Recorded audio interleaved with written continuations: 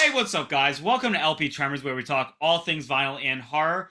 And I have this little motherfucking asshole right with me, in the best way possible. We got Ryan Gavalier over at Ryan's Vinyl Destination. How's it going, man? Hello. Oh, it's good over here. How about you? Not too shabby. Sorry I called you an asshole. You backwards capped piece of shit. That's what I like to hear. What a way to start this video. All right. So, so we have a pretty friggin' awesome episode for you guys. So we are going to be looking at the man, the myth, the legend, Chris Cornell. So Chris Cornell, he's been involved in acts like Soundgarden, Audio Slave, Temple of the Dogs, his soul stuff, list goes on and on. So we're going to be talking about our top 5 personal Chris Cornell records. So this is going to be ranging from a plethora of his projects, multiple projects he's been a part of. So we're going to be looking at Soundgarden, Audio Slave, Temple of the Dog. Again, list goes on and on. We're going to be discussing our top 5 overall from the first Soundgarden record all the way to the end, to probably his final solo record. All right, so with all that being said, we're just going to be going one at a time. So, for example, Ryan's going to give off his 5, then I'm going to give off my 5, and then we're just going to be going back and forth like that. All right, so with all that being said, Ryan, give us your top 5. All right. Well, I just want to start this off by saying I don't really think Chris Cornell put anything bad out ever. Agreed. So I just want to give a quick honorable mention to something that couldn't make the list because I don't have any solo on here, but if I was going to do a solo album, would have went with his last album, Higher Truth. I thought that was a really cool album. Yeah. A lot of good songwriting on there, but my number 5 today is actually going to be Audio Slave, their debut album. There you go. I mean, this was like a super group made in heaven. Yeah. You know, you had Chris singing, which never a bad thing. You had Tim Commerfield, Ford, Brad Wilk, and Tom Morello, all from Rage Against the Machine. So Chris Cornell with Rage Against the Machine, how could that go wrong? And it didn't. No. It didn't. I mean, you have these nice, heavy, funky riffs throughout the whole album. You have Chris's amazing voice cutting through those songs. You do have some songs that aren't quite that, like a Stone, which was obviously the hit. Yeah. I like the song. It's very much a Super Unknown kind of feeling. A little bit, yeah. Song, kind of a little bit more corporate rock than some of the other songs, but I like it a lot. I think it's a great tune, a classic chorus on it. But you have like Coach Eyes, which is amazing. Show Me How to Love. Gasoline is so heavy. That's such a great song. Oh yeah. I mean, just all throughout. The only thing I'd say about the album is it might be a little bit long at 1 hour and 5 minutes. I don't know if it necessarily needed to be that because there's not a whole lot of variation in the songs, but like I said, it's a formula you can't go wrong with. Rage Against the Machine with Chris Cornell. So I still love it. I don't think there's anything on the album that's like bad or anything. I know a lot of critics kind of gave the album crap, maybe felt it was too safe or something, but I don't really see that. I think it rocks. And that's all I'm looking for. So that's going to be my number 5, Audio Slave from 2002. Good shit, man. Yeah, and we were talking briefly before we started recording. I don't know what the hell the critics were thinking, because I think that album's a fucking masterpiece. More on that a little bit later, but I don't know. I always thought that first record was praised. So like Ryan, when you were mentioning, the critics, I was baffled. Yeah, I mean, there was some positive reviews, but mostly mixed to negative, which is surprising to me. That's crazy. All right, but anyway, awesome pick. So I'm gonna start off with I have 2 honorables here that I'll just point out. One of which you actually just briefly mentioned. Super Unknown. This is just missed the mark, but I still think this is a fantastic Sorry, buddy. Well, and Ryan's fucking dead. We got to cancel. Bye, guys. But anyway, yeah, Soundgarden was Super Unknown. It's a fantastic record, and I did feel horrible leaving this off, but Yeah. it just came down to I like My Five just a bit more. I mean, That it makes just sense. missed it. All like you said it perfectly. There's no bad Chris Cornell record. All of his records are either pretty good to fucking iconic. Mhm. But I just like these five just a bit more. Yeah, no, that's Nothing cool. against this record. It's still fantastic. It just slightly missed the mark. And then Oh yeah. another one, and my last honorable is actually the first Soundgarden record, Ultra Mega OK. Oh, This record is nice. just a blistering raw grunge masterpiece. Songs like Flower, for example, to kick off this record, killer stuff. And it's just a nice, raw, dirty, like no fucks given Soundgarden record. And that's what I like about this record. And I'm, extremely underrated. So there yeah, you go. I'm Those pretty sure that's Martin Popoff's highest rated Soundgarden album. I think you're right. If I'm not Yeah. mistaken. Yeah, I think you're right. Yeah. But anyway, so to kick off this top five, I'm going with a Chris Cornell solo record. Higher Truth is fucking fantastic. That's another album I really wanted to put on this list. But I actually gone with his first solo record, Euphoria Morning. It's a So great yeah, this album. is yep. So this is coming out in 1998, I believe, and I were 1999 somewhere around there. But oh my god, what an amazing record! I mean, tracks like, for example, "Can't Change Me" to open up this record, and there's a music video to go along with this particular track. Such a great track. And then you have "Reaching the End of the World," which is arguably one of my favorite Chris Cornell songs ever. Like this song is so beautiful. It's so beautifully haunting, and his vocals on that particular track, some of his greatest vocals of all time. I love "Preaching the End of the World." So, but that track Mhm. alone really makes this record what it is. So yeah, you got "Preaching the End of the World" on here. You have "Follow My Way," another really good track. "Flutter Girl" on here. You have "Mission," "Moonchild." Great record. I mean, what a way to kick off a solo career. Fantastic stuff. And but I love, to tell you the truth, I love, for the most part, I love all of his solo stuff. The only one I couldn't get behind a little bit was Scream. But other than that, I love all of his solo records. Higher Truth, like you mentioned, Mhm. fantastic record. But this one just gets me in the warm and fuzzies. It's like that Mhm. warm, cozy blanket that you're looking forward to when you go to bed. Oh Great yeah. record. Yep. So there you go. Chris Cornell, Euphoria Morning. Great. Yeah, so my number 4 is going to be Temple of the Dog from There you go. 1990.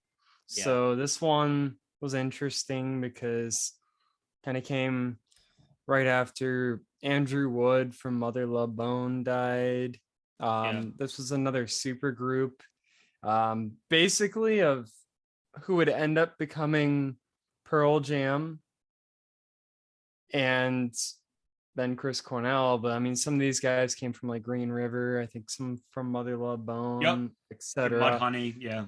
and Mudhoney. But they all ended up in Pearl Jam except for Yeah. Chris. You even have Eddie Vedder on this album doing some backing vocals and stuff. Yep. Another just kind of raw, at times bluesy, grungy, heavy album. I mean, most popular song on the album is probably Hunger Strike, which is a really Yeah. good song. I think my favorite on here is probably Your Savior. That's a killer track. And then Wooden Jesus is pretty awesome too. Just great album, kind of sludgy riffs on here. Chris is just Yeah. absolutely wailing on Oh this. yeah. I kind of wanted to put this one a little bit higher because I listened to it more than some of the other ones I'm going to talk about Yeah. nowadays. Because I've known this album for a long time. Reason I became interested in it was actually not Chris Cornell. It was because of the connection to Mother Love Bone. Because when I was like a preteen, I was obsessed with Mother Love Bone. I thought that was like the best shit ever. Love that record.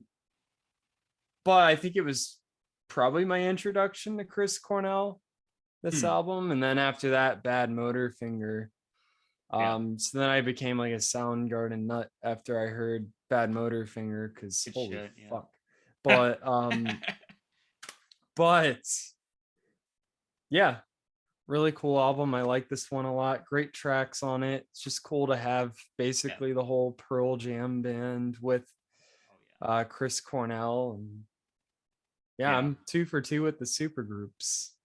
Hell yeah, man. That was a stone cold classic. Love that For record. sure. Great pick. All right, so coming in for my number 4, you just mentioned it, 2002's Audio Slave. Nice. Fantastic, fantastic record. I echo everything you said. This record is genius. I have no idea what the hell the critics were thinking, but this record is phenomenal. I love this record to death. Cochise is one of my favorite tracks on here, but you have Like a Stone, which is definitely, like you said, it's a big hit and probably the most commercial out of the whole record, but fuck it, it's still a fantastic, fantastic song. And I don't know if you heard the acoustic version off of Songbook. Yeah, I have. That's the I definitive version. honestly wonder if a lot of those critics only heard Like a Stone and then gave it a shit Could, review, or you could have, let yeah. their opinion be biased. Because I mean, if the whole album was that song, I Yeah. probably wouldn't like it very much either. But Right. it's not what the album is, and it's just a good song on its It's own such a too. good song, absolutely. So yeah, you have Like a Stone. It's still a great track. Cochise, like I said, Show Me How to Live is on this record. Genius, genius. That's another hit off this record. But my favorite track off of this record is probably Set It Off. Oh, it's such a heavy, heavy in your face track. Love that song to death. But you have Shadow of the Sun and I Am the Highway, another few other hits off this record. I mean, and that's another thing. Like you said, like maybe the critics just heard Like a Stone, but there's a shit ton of hits off of this record, and I just mentioned like 5 or 6 of them. like, Yeah, exactly. yeah. But yeah, you have those tracks like On the Highway, Shot of the Sun. You have Exploder on here, Hypnotize, Getaway Car, Light My Way. All this whole album is friggin' killer. And it is a little one dimensional. I mean, there's not much of a variety off this record, but the songs just kick effing ass. And what more can you really ask for? It's a great, great record.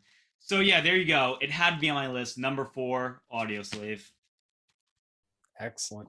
Yeah. So my number 3 might get a little hate for this, but my number 3 is going to be Bad Motorfinger. Okay. All right. Yeah, like I said, this is my introduction to Soundgarden. I absolutely love it to death. I think it's an amazing album. I mean, you got Rusty Cage, which is actually not my favorite song on the album. There's other ones I like a lot more. Yeah.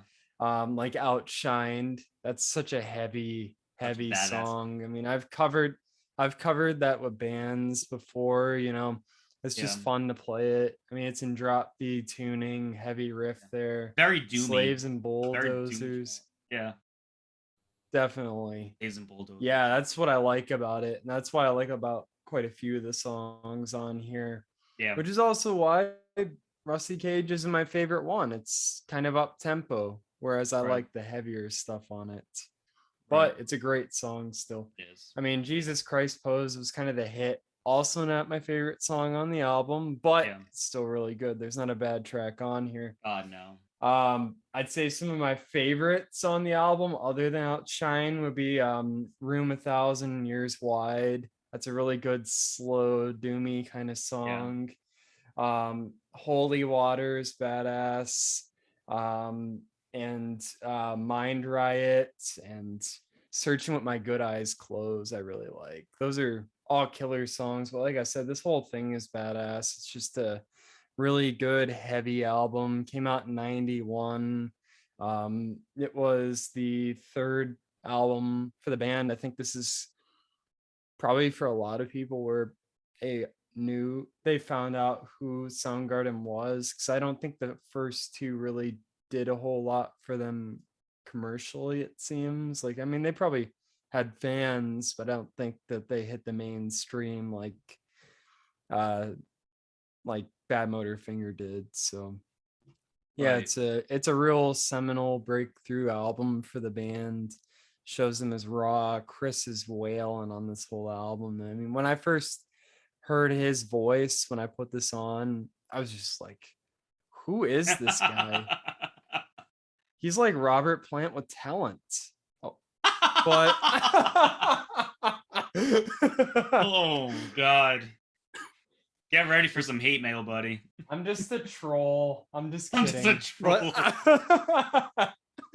But but no, they're nothing like Led Zeppelin. The only reason I brought that up is because there was an article that I read one time where they were talking about how they were pissed off that people compared them to Led Zeppelin because they didn't even like Led Zeppelin. I was like, that's so awesome. I respect Yeah, that. They were just like, that's absolutely. not what we listened to. Like, they're a good Right. band, but they weren't cool for us when we were Right. growing up. Right. So yeah, I thought that was pretty cool. But no, Right. Robert Plant rocks. But yeah, number 3 is Bad Motorfinger. Oh shit. Get ready for some shitty ass comments over on your channel. They can't Oh my take a God. joke, then That's true. That's true. Oh my God. maybe don't watch Anyway. our channels. Nope. Yes. Anyway. Oh my God. Anyway, all right, fantastic pick. But coming in at my number 3, I'm also gonna move into the Soundgarden territory. But I'm not gonna go with not super, no, Bad Motorfinger. I'm gonna go with their second record, Louder Than Love, from 1989. This this album is fucking fantastic, and it did pain me to put this down at number 3 because this album is genius. I mean, this is arguably some of Chris Cornell's best vocal performances, all on this record. His pitch is undeniable on this record. Songs like Loud Love or Ugly Truth, Hands All Over. Oh my God, Gun, Full on Kevin's Moon. Such a great, raw, dirty record. It follows up Ultra Mega OK in the sense that it's very raw, it's very dirty, in your face, no fucks given. But this is definitely an upgrade from the first record. And I mentioned before, I love the first record. This record just freaking rules. It's in your face. It's dirty. Again, Chris Cornell and Kim Thale, they shine all over this record. And I can't get enough of this record. It pains me to put it at number 3. Just like these two, a bit more. But that doesn't take anything away from the genius off of this record. I mean, the album cover alone tells you everything you need to know about this record. It's just loud, it's raucous, it's in your face. I mean, it's if anything, it's more of a punk record than a grunge record, if you were to ask me.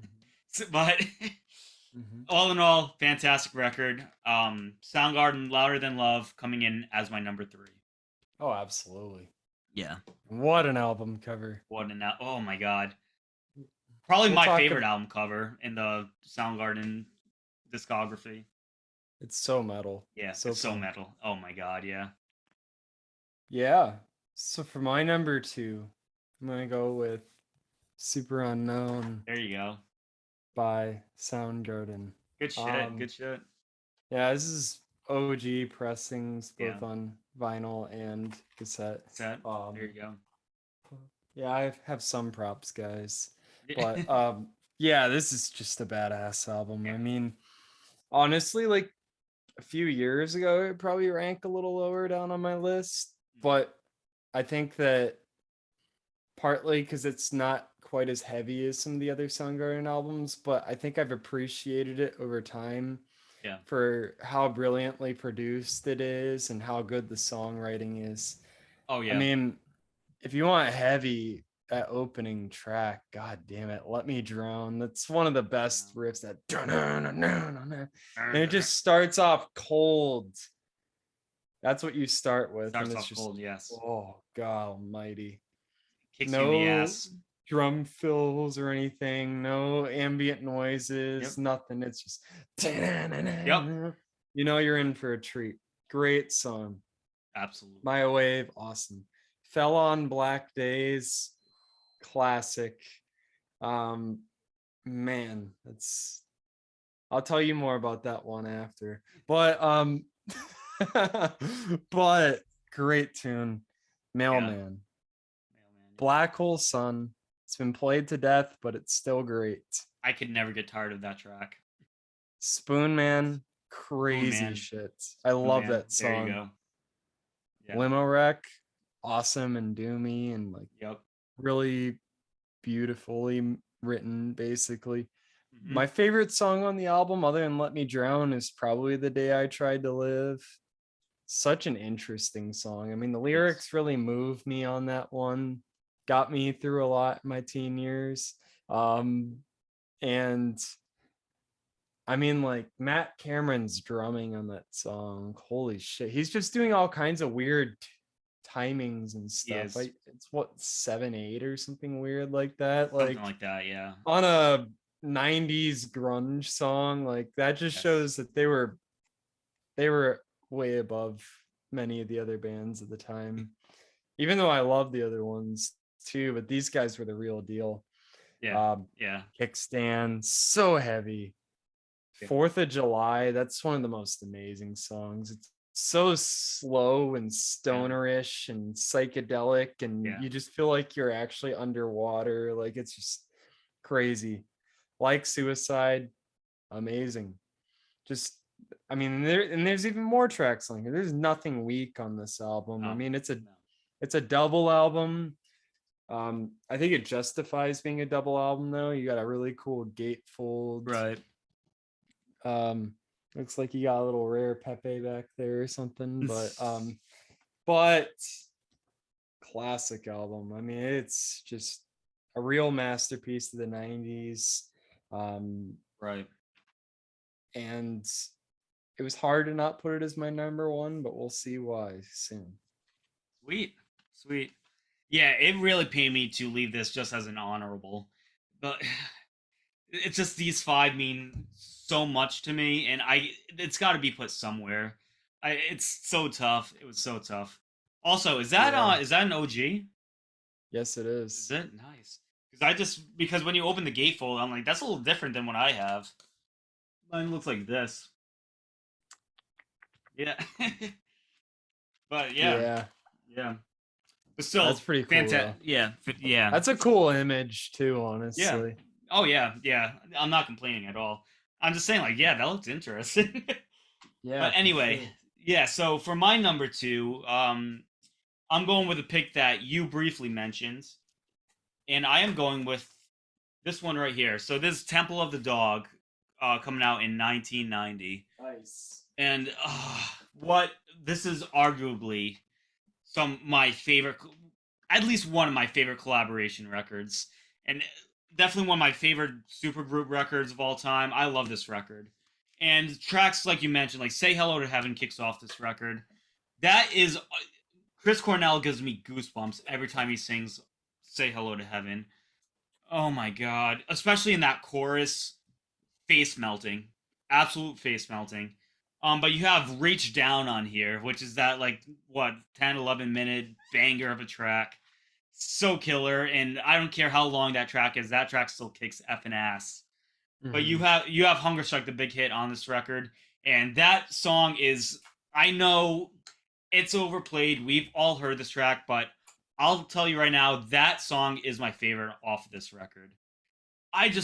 That collaboration between Eddie Vedder and Chris Cornell, breathtaking. Like they were like a match made in heaven. Pun intended. Say hello to heaven. But it's just a fantastic record. But you have Pushing Forward Back, Call Me a Dog on here. You have Your Savior on here. You mentioned Your Savior. That song is brilliant. This whole album, front to back, it's like a 10 out of 10.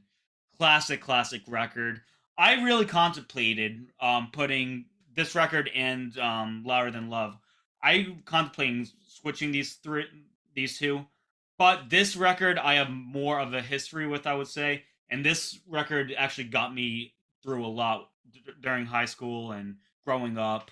So I have to put this just a bit higher than Louder Than Love, but that doesn't take anything away from Louder Than Love. That still rips. But Temple of the Dog had to be my number two. Classic record. There you go. Yeah, Yeah. excellent choice.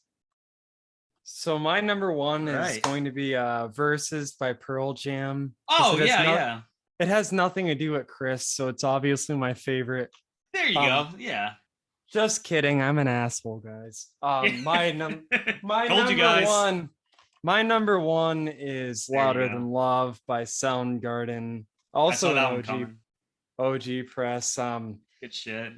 God, I love this album. I mean, I'm not gonna go and say it's the best Soundgarden album because it's not.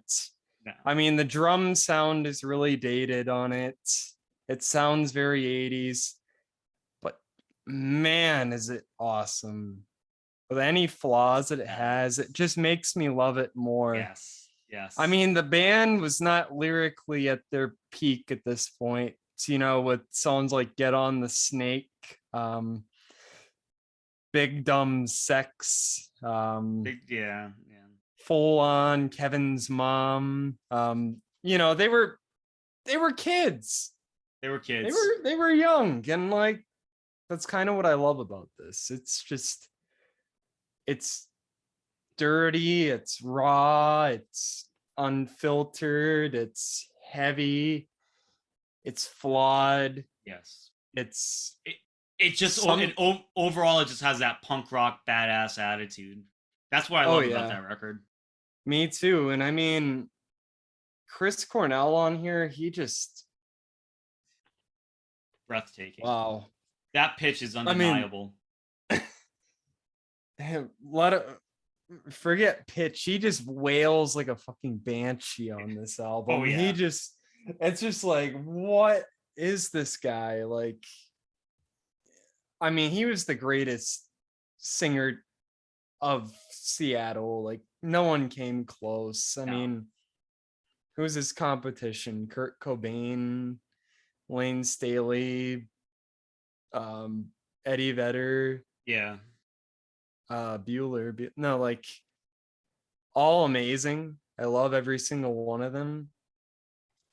Chris Cornell's undeniable. But Chris Cornell had a voice of gold. I mean, he cut through those songs, but also complimented them so well. Oh, yeah. And he just had those screams. He had those high notes. He had that crazy range. From the minute I heard his voice the first time, I knew there was something special about him, and why I was absolutely heartbroken when he passed away. I was just like, literally like one of my top 5, top 3 singers of all time passed away, and it killed me when that happened. But when I listen to this album, it just reminds me all over again why I love his voice so much. And you mentioned it, this album cover. I mean, that's just so punk. And you got that awesome image on the back. Just nice, slow, stonery, doom metal riffs all throughout this album. I mean, like Ugly Truth starting the album off. Hands All Over, Gun, which has such stupid lyrics, but it's such a fun song. And that's what I love about it. I mean, Power Trip, Loud Love, Big Dumb Sex, No Wrong, No Right, I Awake. Just, Jesus God, it's killer. Like killer this record. Yeah. And it was 1989 too. Yep. So I mean, this was ahead of the curve, honestly. I mean, I think that because Bleach came out what, 89 or 90, I think, right? Bleach, I think that was 87. No, was it, or 88? It definitely wasn't 87. Bleach, Nirvana, 89. 89. Oh shit. Okay. Yeah. So both came out the same year. I think Alice in Chains. Facelift came out in 90, I think. Yeah, but their EP was like 88. The EP, yeah. Oh yeah, yeah. And this was Soundgarden's second album. So that just shows you how ahead of the curve they were. I mean, all Absolutely. these guys, that's why I don't like to give credit to just one band for kind of starting grunge, or because they Right. actually, none of these guys really even started grunge. I think No. Green River was the first to really start it. They just weren't big. Yeah. Yeah. I'm pretty sure that's how it went. I think they were a little before everybody else, but I, I would argue. I would argue Melvins. No.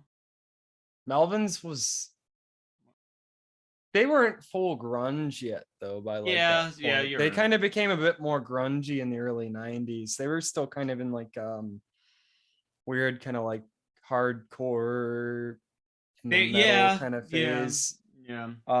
But all these guys were super important. But Soundgarden's always going to be my favorite.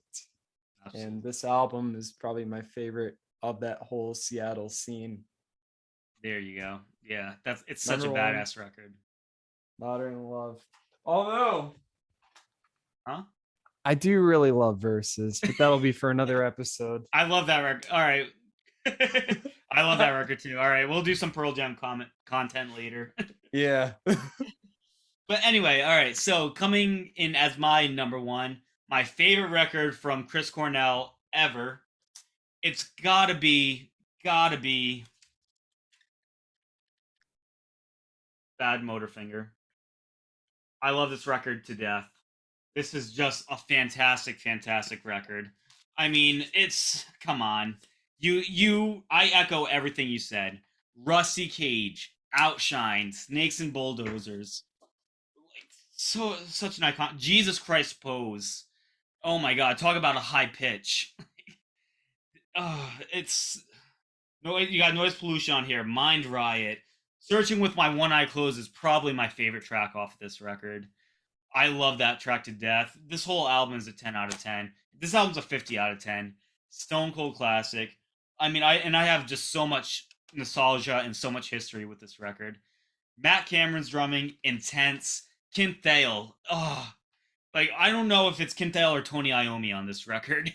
Like it's just like it's a screen. Like this isn't a grunge record. This is a fucking metal record. Like this Mhm. reminds me. It's so doomy at times. It's so friggin' blistering. It's so heavy. Gets into stoner metal. It gets into doom metal. It gets into some psych metal. It's just all over the place, and it's just a classic, classic record. All Definitely. performances are top notch, and yeah, like I said, this is actually the first Soundgarden record I ever listened to as well. Like I said before, I have so much friggin' history with this record. Got me through a lot of shit in high school and middle school and so on and so forth. And this is a record that definitely turned me on to not only Soundgarden but Chris Cornell as a whole. But so yeah, it all started with this record and I just never looked back. I love this Yeah. record to death. And yeah, I mean it's what else can be said? Like this album just leaves me speechless. Like it kicks you in the ass. Each track is so memorable, and it's stone cold classic. I can't stress enough how awesome this record is. Yeah. God. I'm glad you said 50 out of 10. The other day I was talking to Davey. Hey, Yeah. Davey. And he called an album a 15 out of 15. And I said, Davey, you know, a 15 out of 15 and a 10 out of 10 are the same exact thing, right?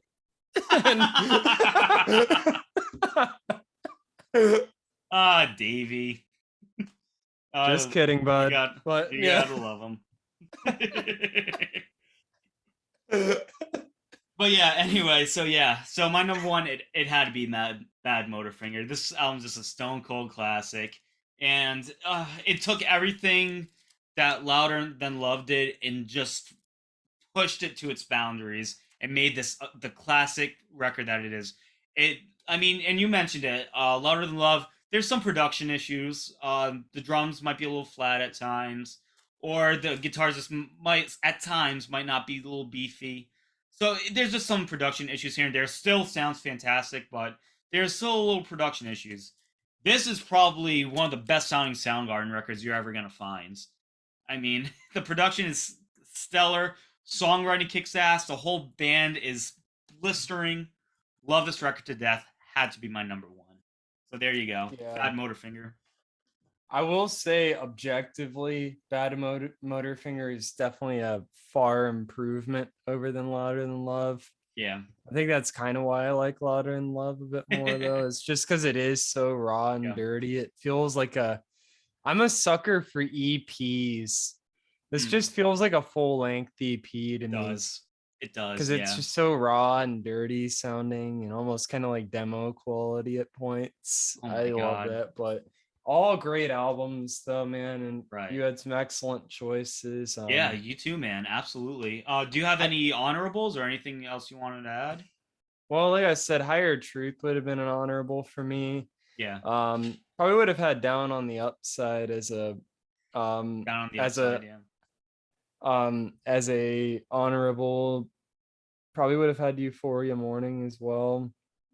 I don't know. They're all honorables because they're all great. I mean, we honestly could have picked anything.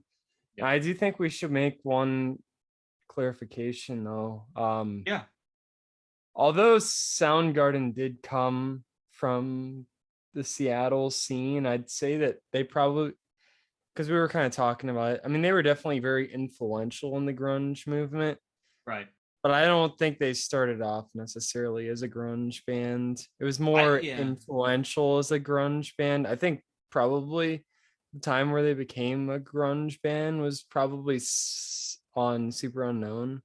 I would agree. A bit more. Yeah, I would agree. But the other ones are good, like proto grunge or more metal tinge, kind of like Alice in Chains, honestly. Kind of like it, yeah. That debate has been going on for a very long time. You know, is Soundgarden really grunge or is Alice in Chains really grunge? That could be a cool discussion we could do in the future too. Something like that. Yeah, for sure. That's something we could do, definitely. But I just had to say it before the haters come on. Soundgarden's not even grunge, man. Why did you say they're grunge, man? Oh. Yep. And a little bit known to us, that hater would probably be Davey. Yep. So I made fun of his math skills. Yeah, yeah. Well, Ryan wants to make fun of my 15-15. They both equal 1, buddy. Holy shit. We love you, Davey. Don't worry. Anyway, so those are our picks. Ryan, you definitely had some fantastic picks. Yeah, those were our picks. Definitely let us know in the comments your thoughts. What are your top 5 Chris Cornell records? Let us know. If you think we're full of shit, then definitely leave it down in the comments. But other than that, I'm leaving a comment. Yeah, that Ryan kid, I don't know about him, man. Fuck that Tyler guy. No. Fuck that Tyler guy. No, that LP dickhead.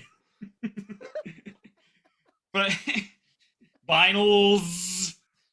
Yep. Colored vinyls. Anyway, before we go way off the rails, let us know what you think in the comments. Comment down below your top 5 records. Like, subscribe. You know, the buttons are there. I'm not gonna talk to you like an idiot. Those buttons are there, so do whatever you want. Ryan, you have Ryan's Vinyl Destination. What's going on? Yeah, so on my channel, Ryan's Vinyl Destination, that's RYAN apostrophe S VINYL DESTINATION. Yes, I will talk to you like you're idiots because you are. But I love it. I fucking love it. Yeah, we talk about movies, we talk about music, and we talk about television. So make sure to click on the link to my channel and click the videos to watch them, and then click that thumbs up button to like it, and then that subscribe button to, see updates on my channel. Just kidding. I love you guys. You're all wonderful. But yeah, check it out. A lot of fun on there. It's a good time. We talk about basically just whatever we want with movies, television, music. Definitely watch the Jaws the Revenge video I did with Davey pretty recently. It was a blast. A lot of hard work went into that. Yeah. Ryan's Yeah. Vinyl Destination. Yeah, definitely. And yeah, I'll definitely link your channel into the description below. So definitely check out Ryan's Vinyl Destination. He even spelled it out for you, so no excuses here. Yep. So, but anyway, so what's going on here? You're watching LP Tremors. So I am in the middle of recording an Iron Maiden ranking. So I'm going to, but specifically, I'm going to be looking at the post reunion Maiden. So it's just going to be me, myself, and I. I will be ranking all the records from Brave New World up to Senjutsu, their latest record. And yeah, that's pretty much it. Just going to be ranking those records similar to what you saw today, but just post reunion Iron Maiden. So that's going to be coming up very shortly. Myself, Davey Gallagher, and John Clauser, we all three record a video a little while ago where we talked about 5 blues records that we would give to a non-listener. So that video should be coming out very, very shortly. I'll get that one posted. But other than that, my loving guests, Ryan Gavalier and Davey Gallagher, we are doing a Friday the 13th series. The first 3 videos are out, so where we talked about the first, second, and third movie. Those videos are out. Definitely give those a listen. And coming, we're going to be recording the next video where we're going to be discussing the 4th movie, the final chapter. We're going to be doing that on Friday, so that should be out either that Friday or the next morning. Definitely keep your eye open for that. And we are just going to be doing the full series. So the first movie all the way to the 2009 remake. It's been a friggin' blast so far, especially the last video. If you but viewer discretion advised. I should probably mention that right now. If there's any children in your premise, probably just kick them out into the next room because it gets interesting. So definitely check that one out. And if you want to hear more insults going towards Ryan, definitely check out the last video for sure. Yeah. There's also going to be an uncensored cut since Tyler didn't want to have some offensive things about gingers. About gingers.